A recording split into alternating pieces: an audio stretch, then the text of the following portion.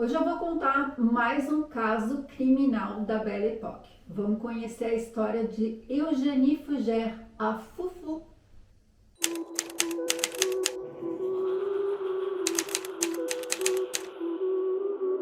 Oi, bem-vindos ao meu canal, eu sou a Flávia Ribeiro e você está no Cafezinho Francês Investigação, um quadro aqui do canal onde eu falo sobre crimes reais, crimes que marcaram a história da França e a história da Europa. E se você chegou por aqui agora, aproveita, já se inscreve no canal, ativa aí o sininho das notificações para não perder mais nada, deixa para mim também o seu like que me ajuda muito na divulgação e impulsionar esse vídeo também para mais pessoas. E você que é meu parceiro de toda semana já sabe, deixa aí o seu joinha.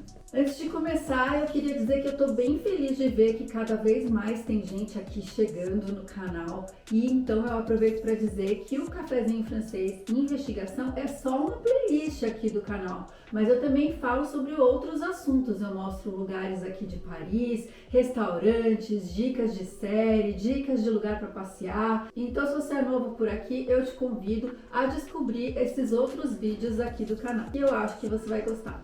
Gente, hoje eu vou contar mais um crime da Belle Époque francesa que aconteceu na cidade de Aix-les-Bains, que é uma estação termal muito famosa e na época era mais glamurosa ainda. Para vocês terem uma ideia, a rainha Vitória da Inglaterra passava suas férias por lá. A imperatriz Sissi e até o Dom Pedro II, imperador do Brasil, também já passou férias por lá. Foi nessa cidade tranquila que aconteceu o assassinato de uma bela mulher conhecida como Fufu. Mas para entender essa história, eu preciso te contar desde o princípio. Eugénie Fougère, a Fufu, nasceu em 17 de março de 1861 numa cidadezinha chamada Chambon-sur-Oise. Não se sabe muito ali sobre a sua infância, mas eu acredito que ela vinha de uma família classe média, já que em 1880, aos 19 anos, ela vai para a cidade de Monson para trabalhar como governante numa casa da burguesia. Então isso indica que ela teve algum estudo, talvez ela fosse até refinada de uma certa forma. A Eugénie era uma jovem muito bonita, de cabelos castanhos escuros e o corpo bem voluptuoso, e lógico que a sua beleza não passou desapercebida, porque lá na cidade ela recebeu vários apelidos. Um deles era Miss Chocolate, que fazia referência ao seu cabelo, e eu até que achei bem bonitinho. Alguns meses depois de trabalhar em Monson, ela se apaixona por um moço que morava em Paris. Então, para ficar com ele, ela decide ir para Paris também. E essa decisão foi ótima para ela, porque como ela era muito bonita e tinha as medidas padrão ali da época, ela acaba indo trabalhar como modelo em uma maison de haute couture, ou seja, num ateliê de moda de alta costura. E foi assim que ela começou a conhecer pessoas importantes, frequentar um mundo assim mais elitista e os grandes salões de baile ali da burguesia da época. E assim, ganhando muito dinheiro, rapidamente ela vai morar num lindo apartamento no número 138 da Rue de Courcelles, no 5e arrondissement de Paris, um lugar bem privilegiado e caro. Fazendo um pequeno parênteses aqui na história, Eugénie Fougère era um nome também de uma famosa atriz da época, uma atriz de teatro e cabaré. Coincidentemente, elas moravam na mesma rua e como elas frequentavam os mesmos lugares, obviamente que elas se conheciam, mas na verdade elas não eram muito amigas, não. Na verdade, a atriz sempre se incomodou assim com essa coincidência do nome e ela até tentou mover um processo para que esse nome fosse usado só por ela, mas acontece que a Fufu nasceu antes dela. Essa atriz nasceu só em 1870, então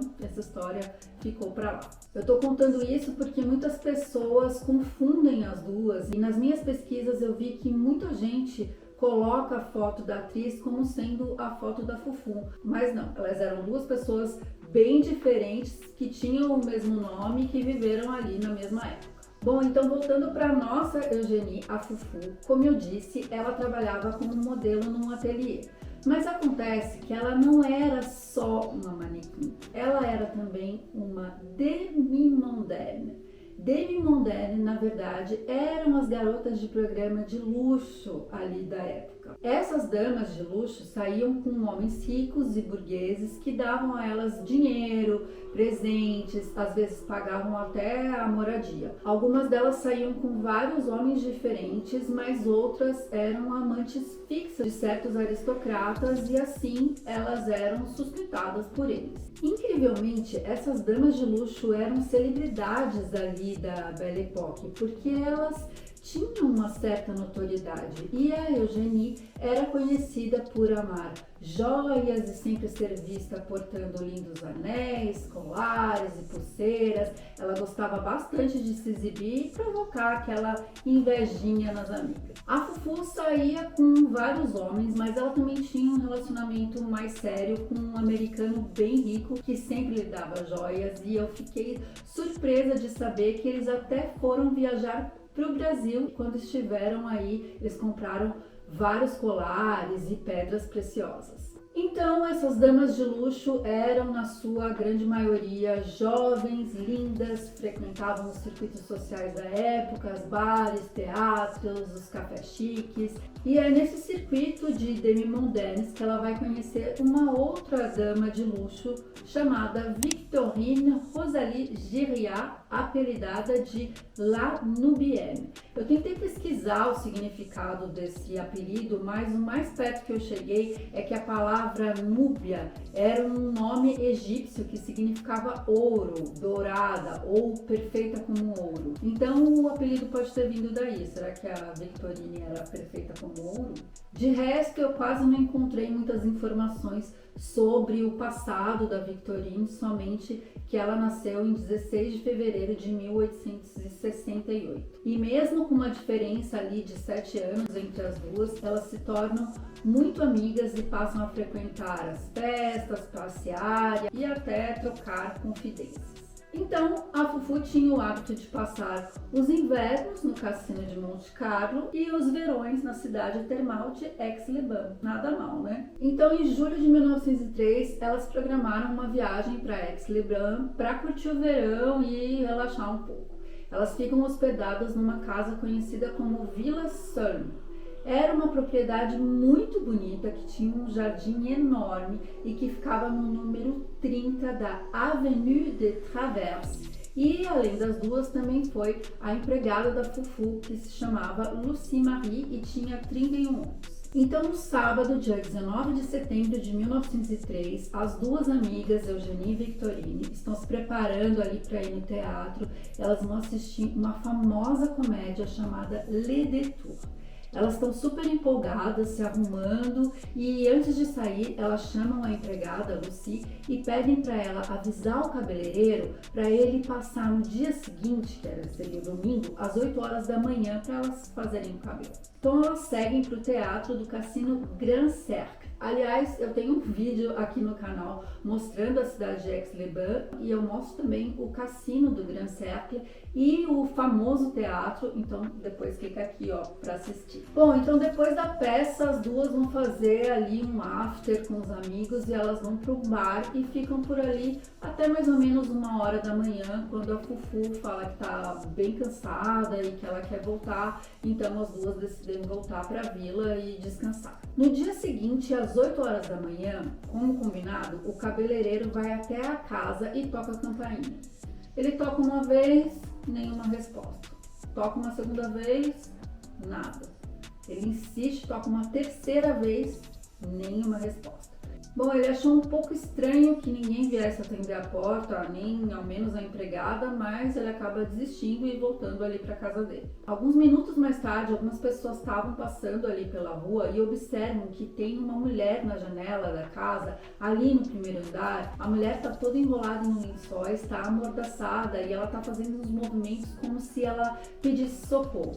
Então o homem pula o portão, ele acha ali no jardim uma escada e ele então sobe até lá e quebra a janela. Conforme ele vai desenrolando ali a mulher e a desamarrando, né, ele reconhece que é a Victorine e ele pergunta: o que aconteceu com você? Mas ela tá em estado de choque e não fala nada. Então ele continua a explorar ali a casa para ver se tem mais pessoas. Ele desce as escadas e no quarto de empregada ele encontra o corpo da Lucy Marie. Ela tá morta, seu corpo também tá amarrado, assim, as mãos e os pés. Ela tá amordaçada e ela tem um lençol enrolado em volta do seu pescoço. O homem já tá horrorizado, mas ele continua a verificar a casa, ver se tem mais alguém, e é quando ele entra no quarto da Eugénie Fougère e ela também está sem vida. Ela tá deitada na cama de barriga para baixo e sobre a sua cabeça tem um chale e 2 travesseiros. Ela também tá amordaçada, em volta do seu pescoço tem um lençol e como a Lucy, ela tá com os pés e mãos amarrados com cordas. Ele chama a polícia imediatamente, mas o delegado mais próximo está na cidade de Chambéry, que fica a 17 quilômetros de Aix-les-Bains, então os policiais demoram um pouco para chegar. Eu também tenho um vídeo sobre Chambéry, então depois clica aqui. Bom, enquanto a polícia está a caminho, a notícia já corre toda a cidade, não demora muito e começam a chegar ali quem? A imprensa, lógico, né? Vários repórteres vindo de trem de Paris, de Lyon e até de outros países. Quando a polícia chega na casa, a primeira constatação é que foi um roubo, porque tudo está revirado, as gavetas estão abertas, as joias da Fufu não estão ali, então a polícia entende que foi um roubo que acabou mal. Mas nessa cena de crime horrível tem uma testemunha muito importante, a única sobrevivente, a Victorine Giriard. O juiz de instrução então vai interrogá-la. E a Victorine diz que assim que elas chegaram em casa, depois do teatro, que elas foram dormir. E que daí no meio da noite ela foi acordada assim de repente com uma pessoa que entrou no seu quarto e ela disse que esse homem simplesmente amarrou suas mãos, colocou uma mordaça na sua boca e que enquanto isso ela escutou outro homem dizer assim, rápido, rápido. E aí ela estava em estado de choque, acabou desmaiando e só acordou no dia seguinte quando ela tentou ali pedir ajuda pela janela. O juiz pergunta então se ela poderia identificar esse homem, né, se ela tinha alguma pista e ela disse que não, que estava muito escuro e que no calor ali do momento ela ficou com medo e que ela não olhou direito, então que ela não saberia dizer como esse homem era. Logo após o ocorrido, né, a Victorine estava muito perturbada, então uns dias depois ela acaba deixando a cidade e voltando para Paris. O corpo da Lucy Marie volta para Paris também e o corpo da Eugénie volta para sua cidade natal e ele é enterrado no mausoléu da família. Ela tinha 42 anos. A imprensa estava em cima do caso e aproveitando esse burburinho todo da mídia, a polícia resolve revelar aos jornais a lista de joias roubadas no intuito de que alguém possa revelar alguma pista. E olha, a lista de joias roubadas é imensa. Foram roubados um colar com 400 pérolas, 6 pulseiras de ouro, um par de brinco de pérolas, 2 brincos de esmeralda e brilhantes, 2 brincos de diamante, 2 anéis estilo solitário com diamante, um relógio de ouro, um broche de rubi, um broche de safira, 2 alfinetes de chapéu, tipo esse aqui que eu tô usando, né, mas mais chique, e ainda 2 coleiras de cachorro. O valor estimado das joias era de 80 mil francos, o que hoje equivale a 320 mil euros. A polícia não tinha muitos suspeitos, era difícil a investigação em Aix, porque a cidade estava cheia de turistas, né? Era em plena alta temporada. Mas 3 semanas depois do crime, uma outra dama de luxo chamada Fresne vai até a delegacia de polícia em Paris e diz que ela sabe algo sobre o crime. Ela conta que uma colega de trabalho ali do meio das meninas de luxo, chamada Alice Champignon, era amiga íntima da Victorine e que enquanto a Victorine estava lá com a Fufu em Aix, que elas se correspondiam. Então a Fresne, ela conta que um dia ali no mês de julho, a Alice pergunta para ela se ela poderia fornecer um vidro de clorofórmio. A Fresne diz que não deu nenhum clorofórmio para Alice, mas que ela achou muito estranho porque essa situação aconteceu um pouco antes dos assassinatos. Então, de alguma maneira, ela achava que a Victorine tinha alguma coisa a ver com essa história. Bom, então o caso começa a ficar mais interessante, né? Porque será que a Victorine, a única sobrevivente, teria alguma coisa a ver com esse crime? Na sequência, o delegado interroga então a Alice Champignon e ela confirma que ela é amiga sim da Victorine e que elas se correspondiam, e também confirma a história do clorofórmio, mas ela diz que não entregou nada para ela. E o delegado então pergunta: mas você acha que a Victorine seria capaz de assassinar a Eugénie Fougère? E a Alice responde que sim. E ela ainda vai mais fundo. Ela diz que a Victorine confessou para ela que a agonia da Fufu teria durado mais ou menos uns 45 minutos, e a forma como ela contou isso dava a entender que ela própria tinha cometido o assassinato. A Alice também conta que a Victorine tinha um caso amoroso com um tal de Henri e que ela acreditava que esse homem estava envolvido nisso também, porque ele era um homem bastante perigoso, uma pessoa que era bastante estranha. O delegado vai até os arquivos das fichas policiais e lá ele encontra a ficha de um tal de Henri Bassot. O Henri tinha 31 anos e havia sido condenado em 1892 a 5 anos de prisão por falsificação de dinheiro. Então, indo mais fundo, os policiais descobrem que ele é sustentado pela Victorine e que ela é bastante submissa e faz tudo o que ele quer. Diante de toda essa história, os policiais voltam a interrogar a Victorine e ela repete a mesma história que ela falou lá em X. Eles perguntam se ela conhece esse tal de Henri Bassot e ela diz que não, que nunca ouviu falar. Os policiais começam a pressionar até que 3 horas depois ela começa a chorar, ela desaba, ela admite que ela realmente participou do crime, que o Henri a forçou a fazer isso porque ele queria roubar as joias da Eugénie. Então o Henri bolou um plano para fazer tudo dar certo, mas ele não vai até lá, ele manda um outro homem, um cúmplice, para cometer esse roubo. Ela disse que o papel dela nessa história era só fazer um sinal para deixar esse cara entrar e deixar a porta aberta, e que ela não sabia que esse homem seria violento e nem que tudo isso terminaria com a Eugénie e a Lucie mortas. Ela disse que a ideia era realmente só roubar as joias e que por isso ela foi amarrada como as outras para não levantar suspeitas e tornar a história assim mais legítima. Depois dessa confissão, a Victorine é imediatamente presa. Os policiais encontram o Henri, que também é interrogado, e obviamente ele nega a participação. Ele disse que a Victorine tentava o implicar nessa história porque ela era apaixonada por ele, mas que eles eram somente amigos e ela estava com raiva disso, então por isso ela estava contando essa história para envolvê-lo no caso, então era somente por raiva. E como não tinha nada de realmente muito concreto, o Henri acaba sendo liberado. Mas os policiais vão ter uma ideia que eu achei bastante interessante. Eles vão interrogar as demoiselles do telefone. Em 1903, para se fazer uma ligação, era preciso pedir para uma telefonista. E essas operadoras eram chamadas de demoiselles do telefone.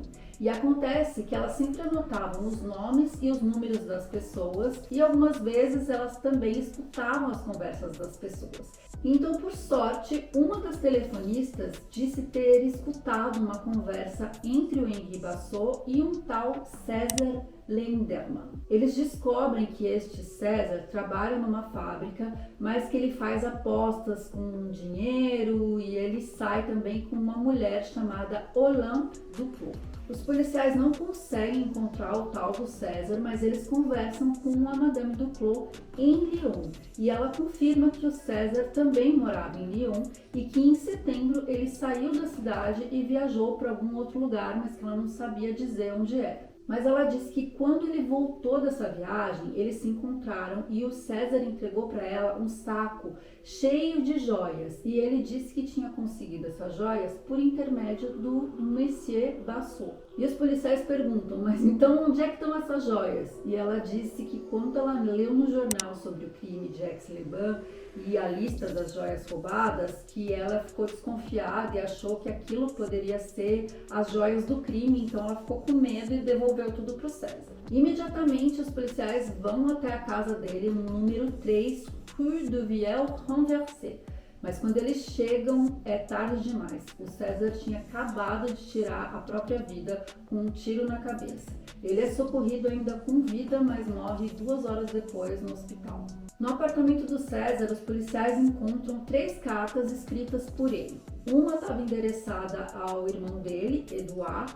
A outra era para sua amante, a Olympe Duclos, e uma outra era para o Monsieur Amar, que era o delegado responsável ali por todo o caso. Na carta, ele confessa que a pedido do Henri, ele foi até Aix-les-Bains, que ele chegou na noite do dia 19 de setembro e, como combinado, ele foi direto até a entrada do Teatro Grand Cercle. Ele disse que no intervalo da peça, a Victorine o conduziu até a casa e que lá ela estrangulou a Lucie, a empregada. E depois disso, a Victorine voltou para o teatro e ele ficou escondido ali no jardim até que as duas chegassem na casa. Quando elas finalmente chegaram, ele esperou a Eugénie dormir e quando a Victorine deu sinal para ele entrar na casa, ele foi até o quarto da Eugénie e viu que ela já estava morta. Ele conta que foi a Victorine que a estrangulou e que quando ela o levou até o quarto da Fufu, ela mostrou orgulhosa assim o seu trabalho, né, de ter assassinado ali a amiga. Ele pegou todas as joias e antes de sair, a Victorine pediu para que ele a amarrasse também, para que a história ficasse assim mais real, para não levantar nenhuma suspeita. Ele escreveu também que quando ele voltou para Lyon, ele viu a história em todos os jornais e a proporção que o caso tinha tomado e que então ele ficou com muito medo de ser preso, então ele jogou todas as joias no rio Saône e de fato ele morava bem do lado desse rio. Então o caso acaba de dar uma guinada, porque o cúmplice morto acaba de acusar a Victorine pelos 2 assassinatos. E eu não achei o conteúdo das outras cartas para saber o que estava escrito, mas uma questão estava no ar. Será que ele realmente estava falando a verdade? Os policiais ainda não têm certeza de nada e não acreditam que ele tenha realmente jogado as joias no rio, então eles queriam investigar melhor isso. Diante da declaração da carta, o Henri Bassot é preso e tanto ele como a Victorine são encaminhados até a cidade de Chambéry, onde o caso vai ser julgado. Mas tudo é muito circunstancial, os acusados se culpam ali entre si, as joias não estão com eles, tem uma carta de um terceiro envolvido que conta supostamente a verdade, então no fim o caso todo é uma verdadeira bagunça. Até que no dia 30 de novembro, um homem entra numa joalheria querendo vender algumas joias. Então ele anota os dados do homem, fingindo que vai pensar se compra ou não as peças, e quando esse homem sai da loja, ele liga para a polícia contando a história e dizendo que ele acreditava que aquelas eram as joias da Eugénie. O homem com as joias era Charles Robardet, um simples ferroviário que obviamente foi convocado a prestar depoimento. Então ele disse que no dia 1º de novembro, ele e a família foram passear à beira ali do rio Saône. Então ele parou para pescar e a sua esposa continuou andando e foi quando ela viu um pacote enfiado entre umas pedras assim no muro. Quando eles tiraram o pacote e abriram, eles viram que dentro tinha joias. Então eles guardaram aquilo e combinaram que não iam contar para ninguém. Na verdade, a família era bastante pobre, então ele decide ir vendendo as joias aos poucos para tentar ganhar um dinheiro. E ele consegue até vender alguma coisa ou outra, mas ele acabou sendo descoberto. E aí, na verdade, esse pobre homem acaba sendo acusado de roubo e cumplicidade. Em 1º de junho de 1904, começa o julgamento no Palácio de Justiça da cidade de Chambéry. Então entram na sala os 3 acusados, a Victorine, toda vestida de preto, o Henri Bassot e o ferroviário Charles Robardet. O advogado da Victorine diz que a ideia foi mesmo do Henri e que ela era apaixonada por ele, que ela acabou cedendo à pressão ali para fazer o roubo, mas que ela não sabia que a Fufu e nem que a Lucie seriam mortas. O advogado do Henri, por sua vez, vai acusar a Victorine de mentirosa, vai negar o envolvimento dele em toda essa história, diz que os culpados, na verdade, são a Victorine e o César, né, que é o morto, né, o outro cúmplice que cometeu o suicídio. E o advogado do Charles, que encontrou e vendeu algumas joias, pede ao júri indulgência ao seu cliente. Bom, o júri vai ouvir mais de 50 testemunhas e no dia 3 de junho de 1904, o juiz anuncia o veredito. A Victorine Gériat é condenada somente pela morte da Eugénie Fougère e pelo roubo, mas ela é inocentada pela morte da Lucie Marie. Ela pega 15 anos de prisão e trabalhos forçados. Incrivelmente, o Henri Bassot é inocentado das 2 mortes e acusado somente pelo roubo e conspiração. E sua pena, 10 anos de prisão e trabalhos forçados. E o Charles pega 3 meses de prisão por roubo. O Henri Bassot se casou ali com uma mulher enquanto ele estava na prisão, mas depois ele foi transferido para cumprir sua pena na Guiana Francesa e ele fugiu da prisão e voltou para a França em um barco vindo do Brasil, mas ele foi detido pela polícia ao chegar ali no porto de Le Havre, então ele acabou voltando. Ele tinha 45 anos na época.